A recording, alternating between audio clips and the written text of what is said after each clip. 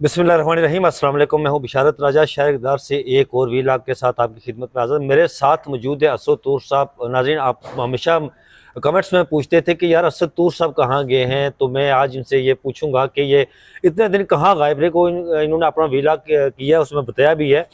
और फिर ये पूछेंगे असद तूर साहब से कि गवर्नमेंट क्या सोच रही है। और जो 26 नवंबर की रात को हुआ उस वक्त असद तूर साहब भी वहाँ मौजूद थे, बल्कि ये इनसे पूछेंगे कि आपने क्या क्या देखा है।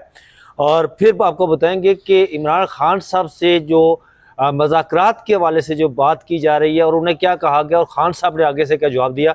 असद साहब, आपका बहुत शुक्रिया कि आपने मुझे वक्त दिया। मुझे ये बताएं कि आप 3-4 दिन से गायब थे जब 26 नवंबर हुआ। तो बहुत से जो मेरे नाजरीन हैं वो कमेंट्स करते थे, भाई असद तूर साहब कहाँ हैं।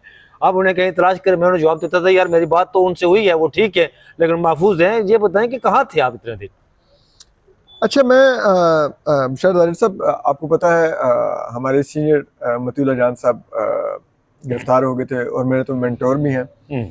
तो पहले दिन तो मैंने ही ये स्टोरी यूट्यूब पर ब्रेक की थी कि उनके अखबार की, और फिर उसके बाद मैं उसको फॉलो भी करता रहा पहले दिन। तो फिर दूसरे दिन से जो हमारी वकला की टीम थी उन्होंने मुझे एक सर्टेन असाइनमेंट दी हुई थी, और वो और मतीउल्लाह जान साहब के केस से मुतल्लिक ही थी वो, और मैं उस पर काम कर रहा था और उसी सिरत में मैं सब कुछ चीज़ें कर रहा था। लेकिन ताकि मैं वो असाइनमेंट कर सकूं और जिस तरह से मती भाई को डेड बॉडीज मंजर आम पर लाने से बचाने के लिए उनको अगवा कर लिया गया था, तो ये भी इम्कानात थे कि क्या शायद उन्हें सामने ना लाया जाए। तो उसी किस्म के खदशात मेरे बारे में मौजूद थे, इतलात थी। तो इस वजह से मुझे फिर ज़रा सोशल मीडिया से दूर और मेरी जो डिवाइसेस थी उनसे दूर कर दिया गया था, और मैं उस बिना पर मैं बैकग्राउंड में रह के काम कर रहा था। मैं कोर्ट हेयरिंग्स पे आता था मती भाई की, जो तीनों हुई हैं जी।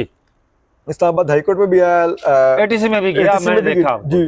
तो वहाँ पर तो मैं जाता रहा, लेकिन मैं फिर क्योंकि मेरे पास डिवाइसेस नहीं थी कि मैं चीज़ें कर पाता, तो वो था। लेकिन मैं बैकग्राउंड में रह के कुछ कर रहा था और वही करता रहा। फिर उसके बाद कल वैसे मैं बैक टू नॉर्मल था, लेकिन कल मैंने कोशिश की कि मैं अपनी मदर को टाइम दूं, तो तो इसलिए मैंने कल का दिन नहीं गुजारा। आज से मैं वापस नॉर्मल अपनी एक्टिविटी पे आ गया हूँ। आप लोगों को भी तंग करता रहूंगा। नहीं, ये साफियों को क्यों उठाया जाता है जब इस तरह के मामलात होते हैं? हमेशा जब भी मामलात होते हैं तो साफियों को उठा लिया जाता है, उन्हें गायब कर दिया जाता है।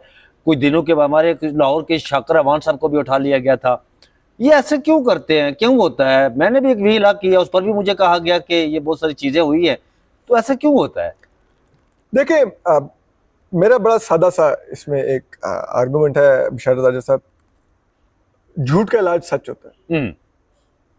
ठीक है, अगर आपको लगता है कोई सहाफी गलत खबर कर रहा है, आप तरदीद दें, तरदीद विद एविडेंस दें। वो सहाफी उस तरदीद को ना चलाए तो आप कहें वो एजेंडे पर था। ठीक है। दूसरी तरफ एक और जो चीज़ हमें बहुत ही अफसोस होता है, हमारे चंद जो माजी में बड़े सिविल सुप्रीमेसी के हामी बनते थे और आज वो एस्टेब्लिशमेंट के टाउट हैं, वो बार बार कहते हैं और सख्त कानून बनाओ और ये करो, फलान कर दो, वो कर दो। भाई, ये एक ऐसी रियासत है जो जिसके हाथ अपने शहरियों के खून से रंगे हुए। ठीक है, एक जाबिर रियासत है। ये पिछले कवानीन का इतना गलत इस्तेमाल कर रही है, आप इनको और कवानीन से क्यों वेपनाइज करना चाहते हैं? अब इनको हमने दहशतगर्दी का कानून दिया, ठीक है, बिल्कुल ऐसा ही है, और हमने इसलिए दिया कि मुल्क साहब दहशतगर्दी का खात्मा करें इसके जरिए।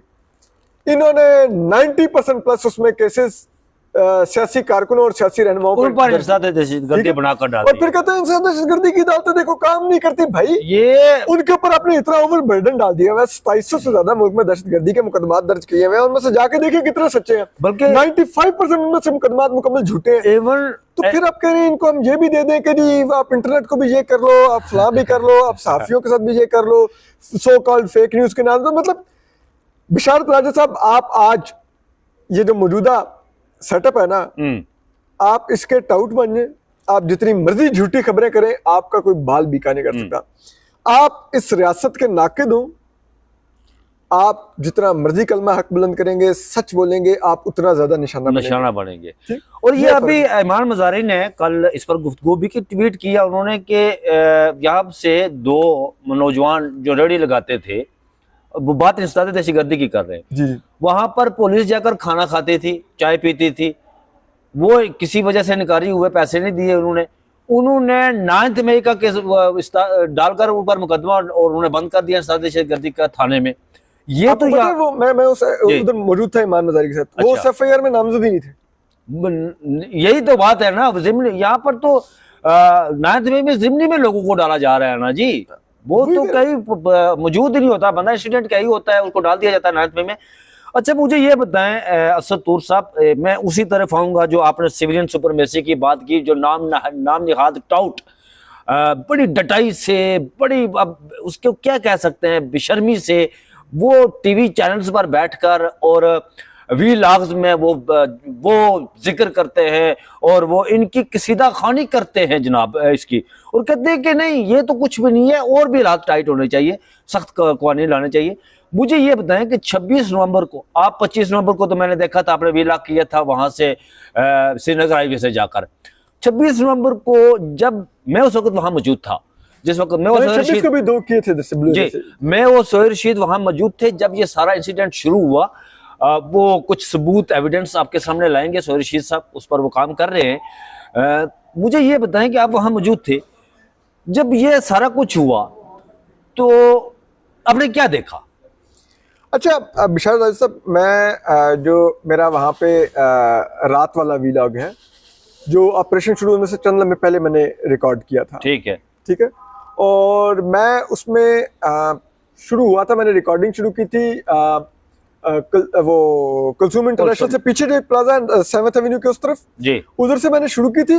और देन मैं उस क्राउड के अंदर वॉक करता करता तो मैं आया था जो ये स्टेट लाइफ की बिल्डिंग है, मैं यहाँ तक आया जी, ये प्रेस क्लब के सामने। जी। तो मैं स्टेट लाइफ की बिल्डिंग तक आया और ट्रस्ट मी इतनी आंसू गैस थी, इतना सांस लेना मुश्किल था कि मेरे लिए बहुत मुश्किल हो रहा था वहां पे सरवाइव करना।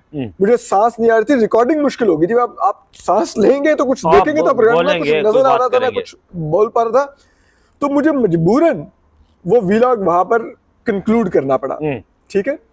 अच्छा मैं कंक्लूड करके निकला और बहुत खौफनाक आंसू गैस थी। नहीं, आपने जो शुरुआत आपको बताने लगा वहां पे जो शुरुआत से मेरी बातचीत हो रही थी, ठीक है, वो सब लोग किसी हद तक अली मीन गंडापुर साहब पर भी बरहम थे। बिल्कुल। ये बात वो ये कह रहे थे कि जनाब, मुझे कह रहे थे कि इनको गाड़ी से निकालो जी, इसको को लीड करे। मैं कहूं भाई मैं तो साफी हूँ, आपका लीडर है, आप जाने और वो जाने।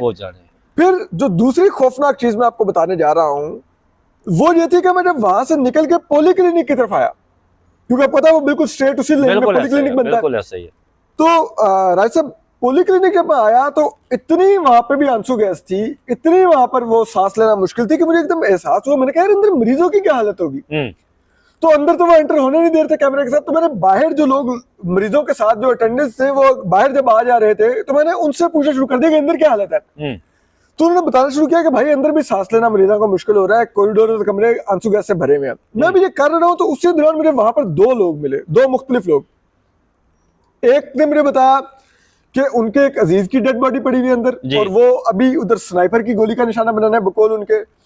एक और ने भी बताया कि उनके अजीज को इसी में मुजाहरे के दौरान गोली मार के कत्ल कर दिया गया, वो भी अंदर है। ठीक है।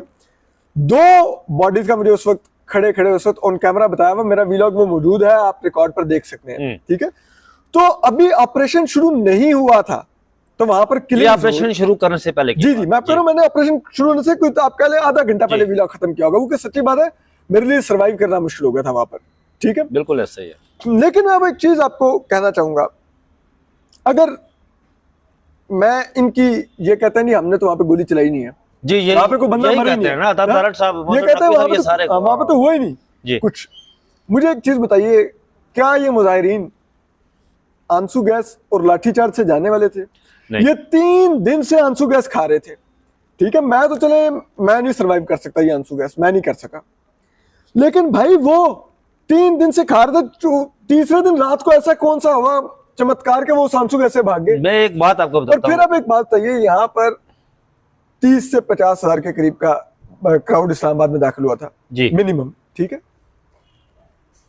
इस्लामाबाद पुलिस दीगर पैरामिलिट्री फोर्सेस मिला के 35,000 के करीब इनके पास फोर्सेस थी, ठीक है।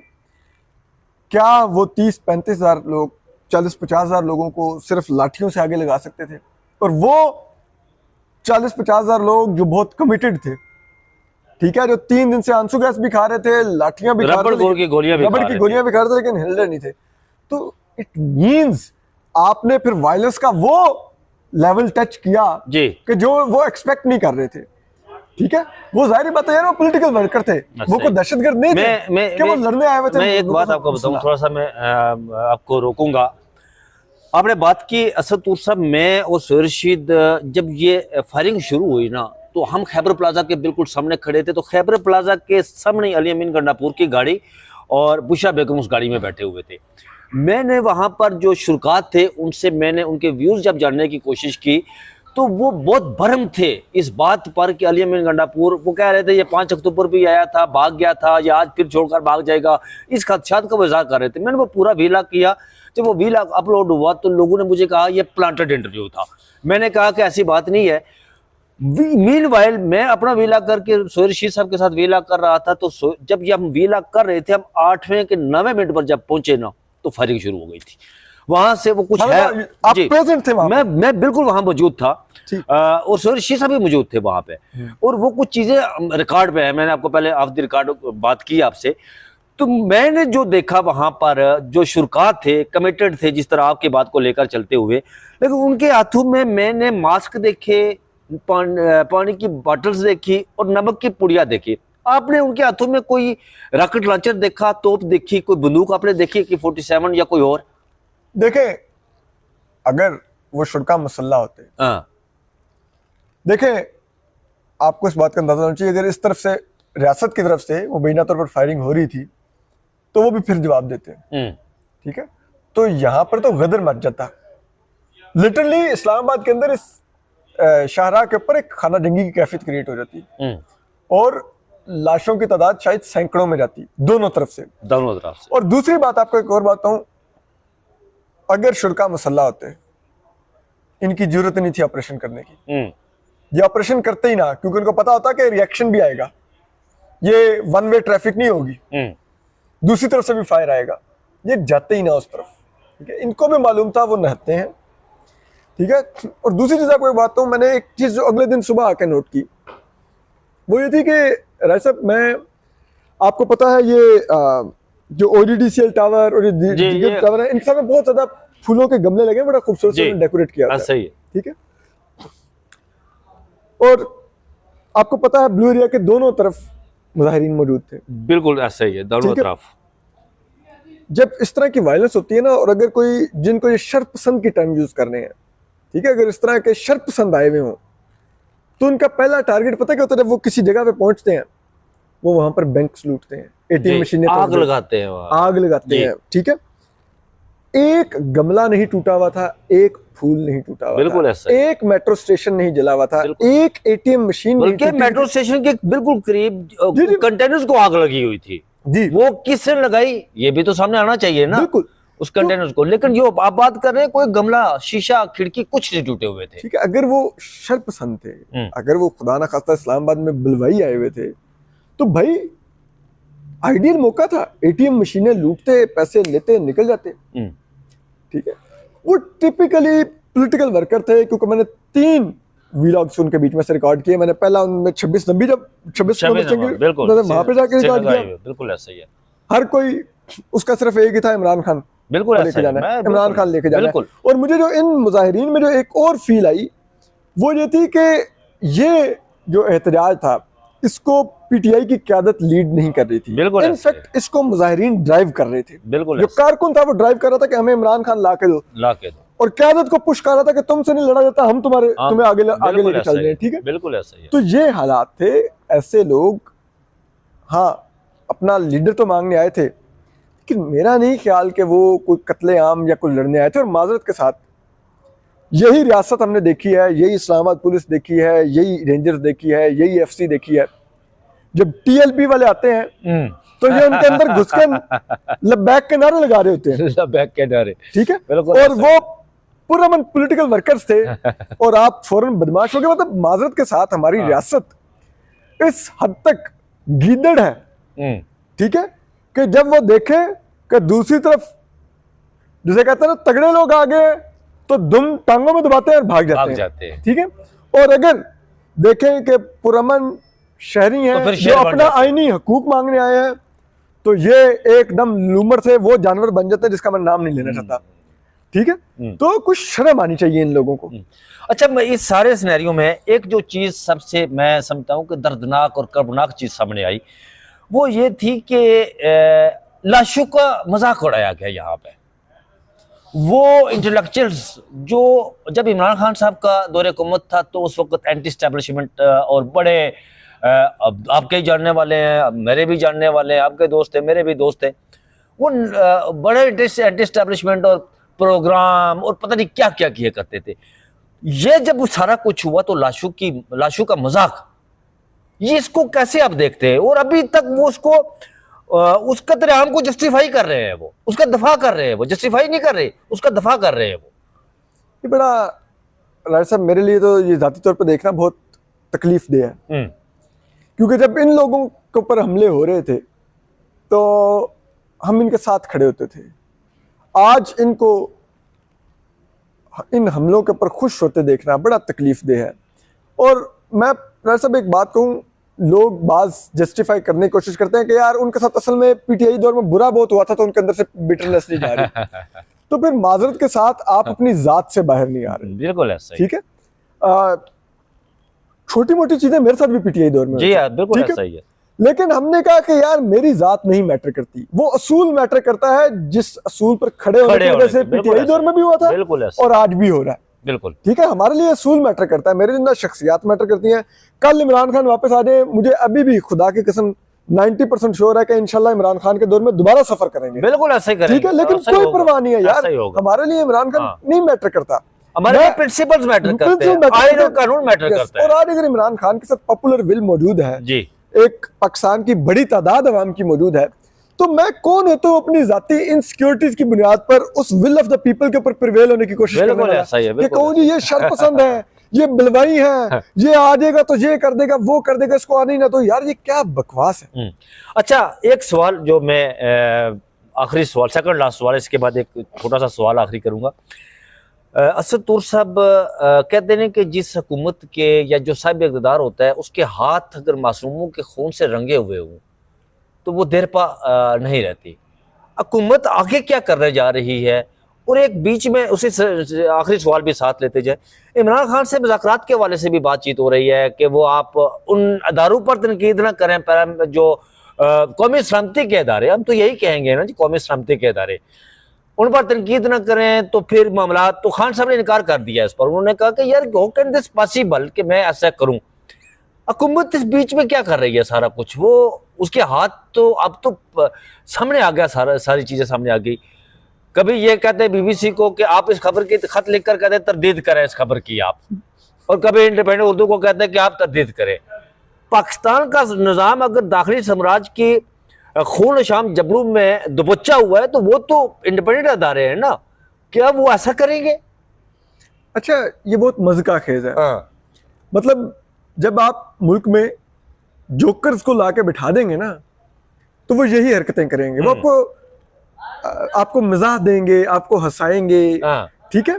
और ये वो बंदर है जिसको जंगल का बादशाह बना दिया गया ना आर्जी तौर पे, तो वो किसी जानवर को, एक लूमड़ी भागती है, उसने कहा मेरे बच्चे को साथ वाले जंगल के जानवर ने मारा है, तो उस बंदर ने छलांगे मारना, ठीक है। उन्हें कहा की कर रहे हैं, उन्हें कहा मेरी आनियां डानियां देख, ठीक है, मैं कोशिश कर रहा हूं, कोशिश पूरी कर रहे हैं, देख छाला मार रहे हैं भाई। बीबीसी और इंडिपेंडेंट में यकीन करेंगे कि इस जो इन्होंने लेटर भेजा होगा ना, उन्होंने पढ़ना भी मुनासिब नहीं समझा होगा, उन्होंने उधर ही फाड़ के कूड़ेदान में फेंक दिया होगा। इतनी औकात है इनकी, ठीक है। ये हमारे साथ ही सब कुछ कर सकते हैं, हमारे पर ही फायर वायलेंस लगा सकते हैं, ठीक है। वो इनको जूते की नोक पे नहीं रखते, हम्म, ठीक है, और वो इनकी असल चेहरा सामने ले आए हैं। बिल्कुल ऐसा और है, अब और सारी दुनिया को दिखा उनकी चुके हैं। स्टोरियों की ये चाहे अपने टाउट व्लॉगर से या अपने टाउट मेन स्ट्रीम मीडिया से तरदीदें करवा भी लें, कोई इनकी तरदीद बाय नहीं करेगा, क्योंकि इन्होंने अपने मीडिया की खुद साख खत्म की है, जी, उनसे झूठ बुलवा बुलवा के, उनको अपना माउथ पीस बना बना के। फिर मैं कहूंगा झूठ का इलाज सच होता है। सच होता है।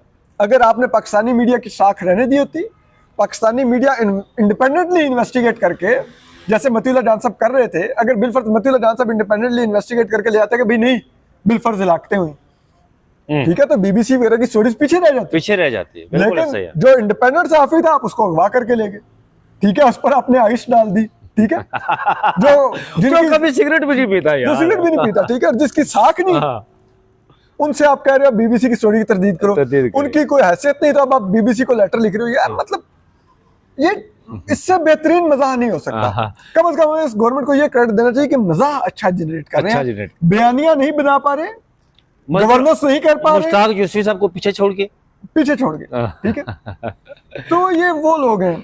बहुत शुक्रिया असद तूर साहब। नाज़रीन, असद तूर साहब ने बताया कि जो मर्जी भी कर लेना, ये कभी छुप नहीं सकेगा, ये सामने आकर रहेगा। बहुत सारी चीज़ें सामने आ गई हैं और बहुत सारी चीज़ें अभी सामने आ भी रही हैं। वो जब वाक़यात सामने आते हैं तो फिर रूह कांप उठती है कि 26 की रात को क्या हुआ, उसके बाद क्या हुआ। तो मुझे और असद तूर साहब को दीजिए इजाज़त। अपना बहुत सारा ख्याल रखिएगा। अल्लाह हाफिज़।